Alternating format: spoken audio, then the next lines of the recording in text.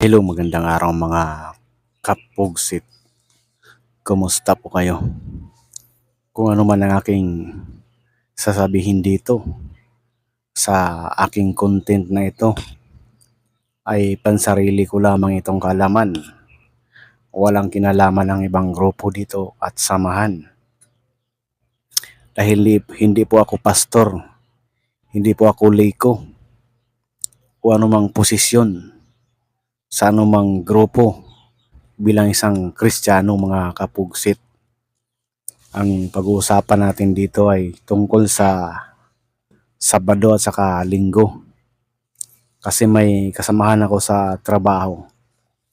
Nung nakarang buwan,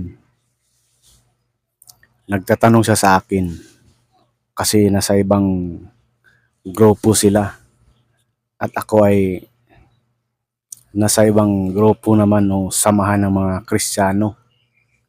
Tinanong niya sa akin kung bakit daw tayo ay sa Linggo nagsisimba. Samantala, ang nakasulat sa Bible o Biblia ay Sabado naman. Sabado naman ang nakalagay doon kung saan magpahinga ang mga tao. Pinagbawalan magtrabaho ang mga tao. Bakit daw tayo ay sa Linggo? Sa unang araw, hindi sa ikapitong araw mga kapugsit. Yun ang sinabi niya sa akin. Tinanong niya sa akin. Hindi po yun basta-basta kasi professional yun mga kapugsit na kasamahan ko sa trabaho. Dati daw, nandito sa samahan ng mga Kristiyano.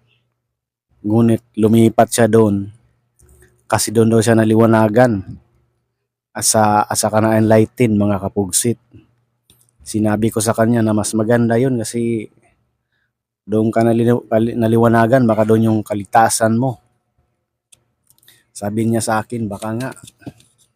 So palagi niyang tinatanong sa akin, bakit daw talaga Linggo tayo nagsisimba hindi sa Sabado.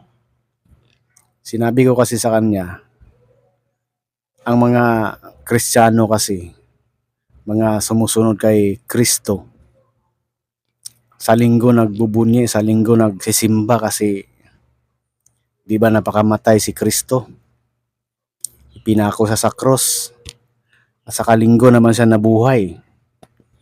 Meaning, sa araw ng Linggo, natanggap natin ang kaligtasan. Naligtas tayo sa pamamagitan ng pagpakamatay ni Kristo at siya ay nabuhay sa araw ng Linggo. Kaya ang mga Kristiyanos bilang tagasunod ni Kristo, sa Linggo nagsisimba, nagbubunyi. Kasi kung hindi na siya nabuhay, wala tayong karapatan na magbunyi ng Linggo. Hindi kami magsimba ng Linggo kasi hindi na nga siya nabuhay. Pero si Kristo ay nabuhay sa ikatlong araw, sa araw ng Linggo.